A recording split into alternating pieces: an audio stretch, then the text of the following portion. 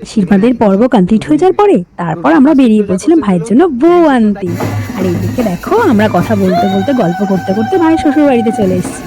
আর এদিকে তারপর সবাই মিলে ভাইকে আর রিয়ানকে আশীর্বাদ করছে। আর রিয়ান দেখো চুপটি করে বসে বসে আশীর্বাদ নিচ্ছে, কত সুন্দর বসে আছে, একটুও কিন্তু দুষ্টুমি করেনি ও। এরপর রিয়ানের মিষ্টি খাওয়াটা দেখে তো আমি অবাকই হয়ে গেছি, ও তো এক গালে পুরো মিষ্টিটা নিয়ে মুখই নাড়াতে পারছিল না। এইদিকে রিয়ানকে নিয়ে আমার ভাইরা সব হাসাহাসি করছিল। তারপর ভাইকেও আশীর্বাদ করলো। এদিকে দেখো আমার ভাই আর রিয়ানকে কত মিষ্টি লাগছে দুইজনকে।